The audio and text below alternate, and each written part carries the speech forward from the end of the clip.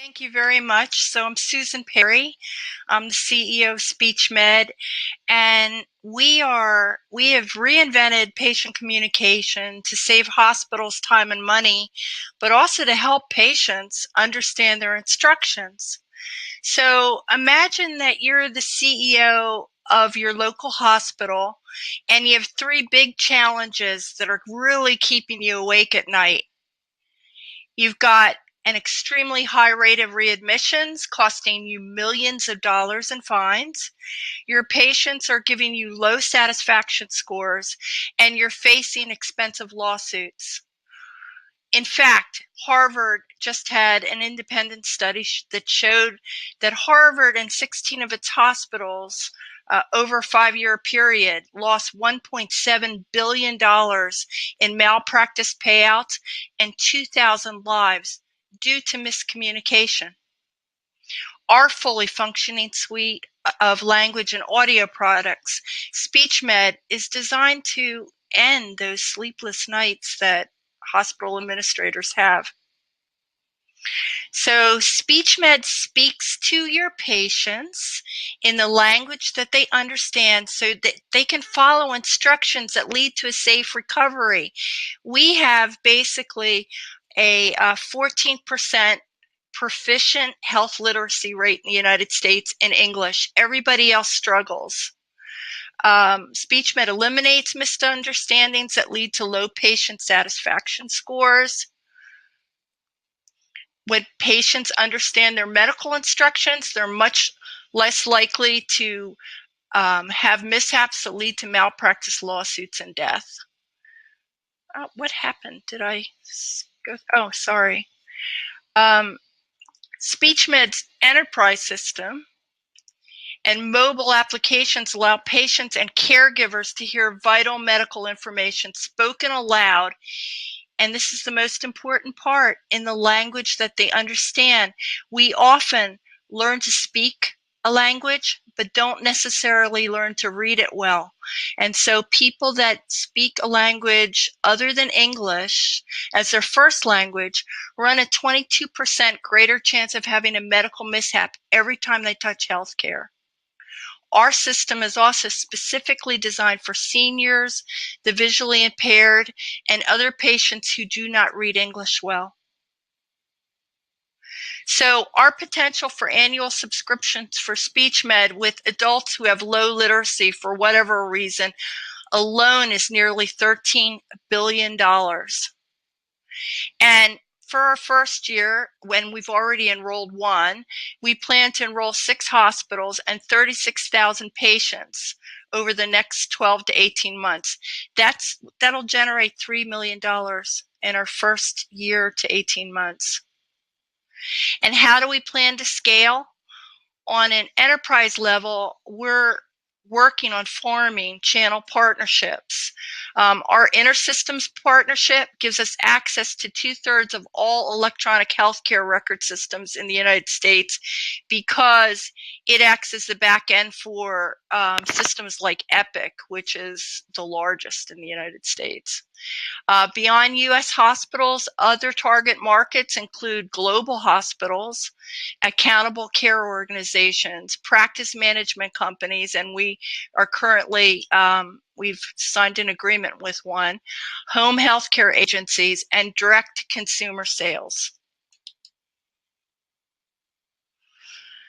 While there's competition, no one addresses spoken multilingual need like SpeechMED does today, and we're planning to license our technology to our competition. That's our goal, to be their front end, because we think we do that patient engagement better than anyone.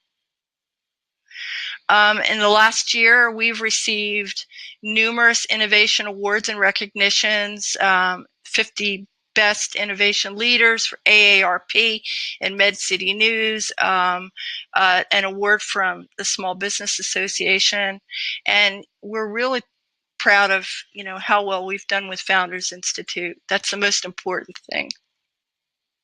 We have a great team.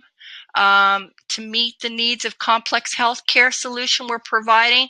We've built a kind of solid management team that brings years of experience from different disciplines because it is a complex problem. You need a lot of different people that think differently. And we're seeking an investment of $300,000 to help us intensify our marketing and sales efforts.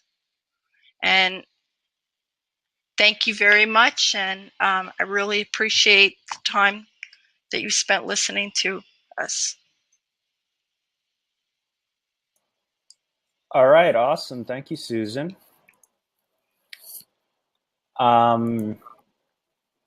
You want to? There we go. Awesome. Yeah, the system's a little wonky. So thank you for that. So as usual, everybody get your questions in. And I have a few questions for Susan as well, just to kind of get us started. But I'm sure your questions will be more interesting than mine. So start asking them. So yeah, a question that I had was, well, actually a call out first. Okay, so if there are any entrepreneurs that are watching this, Susan had a slide, their market slide, right? Normally you look at a market slide and it just will say something like our market's like $1 trillion, right? Susan, you broke out your market slide into the market, the total addressable market, the target market, right? And that is how, honestly, every entrepreneur should do it, to be honest. It's a breath of fresh air whenever I see it, because yes, everybody will have I learned it from you. Yeah. Everybody's always going to have the hockey stick. That's fine, right? But you know, I will see slides where people will say my market is women, just all women everywhere, every woman on the planet, you know, and they'll say it's a $3 trillion. Like, you know, break it down into a total addressable market and your target market. So anyway, that was great. I guess the first question that comes to my mind is, I noticed. You know, so you're looking at this product from two different angles. You have a B2B side and a B2C side. Was there, you know, you know, did you think about it going in with one way, with one end of the market, or, you know, just try to, you know. We looked at B2B, but the reality is that when hospitals issue it, they're only interested in the patient for 30 to 60 days because that's what keeps them out of trouble, basically. So what happens to the patient after that? And what we found was the patient wants to continue a subscription. And so we get some subscriptions that way. And then I went through it pretty quickly because you gave us 3 minutes, but we have a caretaker app. There's 65 million people in the United States that are taking care of someone else. So, for example, when I was taking care of my mother, we're in Miami. I only speak English, and frequently a caretaker would show up that spoke Spanish or French Creole. If it was Spanish, I could call my son-in-law and say, would you please tell this lady this or that? But French Creole, totally out of luck. And so the system would have really helped me as an individual caretaker. And it gives caretakers the ability to kind of be at work, look on their cell phone, and know what the person that they're taking care of is doing with their medications and appointments and things like that. That makes sense. Okay. So Marina asked, and I think this is a good question. Sanjay asked a related question as well. So you've been talking about translations. Is this something that's done by an algorithm, or is this something that's done, you know, manually? Both.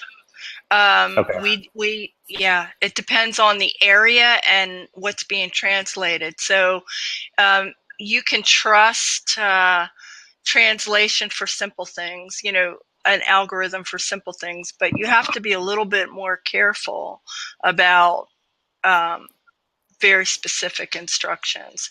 And then we use scripting for medications because Dilantin is Dilantin no matter what language it's in. So we use a bunch of different techniques after testing. We basically know what works in what area. Yeah. So my guess is I mean, you work in healthcare and there's very specific When we talk about translating stuff in healthcare, there's a lot of liabilities involved with that, right? So I would definitely suggest you go through the chat and answer some of these questions too afterwards.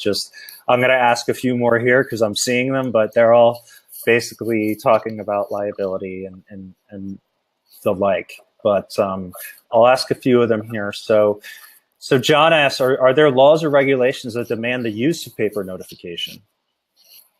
That demand I'm sorry, I didn't hear the last part. Are there laws or regulations that demand the use of paper notification? Not really. However, we give both. In fact, whole discharge can be uploaded to our system that can be read too, because we're trying very hard to communicate in as many levels as we can. The reality is, though, paper fails most people. My mother-in-law, whose primary language was French, died as a result of a medical mishap, and it had to do with the fact that she was handed 20 pieces of paper at discharge that she couldn't read. So she didn't follow instructions and she died. So paper, there's always the ability to do a paper backup. And in fact, we can upload it and patients can even print from our system. But okay. All right. And I'll ask one last question here, but definitely there's been a lot of questions coming in through the chat, and these are mostly, kind of just, you work in healthcare, so I imagine you are answering a lot of these questions all the time. Alessandra asked an interesting question. How do you get low literacy senior citizens to download an app? So I guess that would be we don't. Okay. We don't. What we do is for example, we're doing a pilot at the hospital. They're handed an app, but you'd be surprised at what low literacy seniors can actually do. We can assist them through the phone, and it's one button. We've tried to make everything as simple as possible. But if it comes from the hospital, it's been done for them. Right. All right. Great. So definitely, Susan, I suggest there's a lot of questions coming in there in the chat. So but thank you, Susan. Definitely solving a problem that affects a lot of people. So.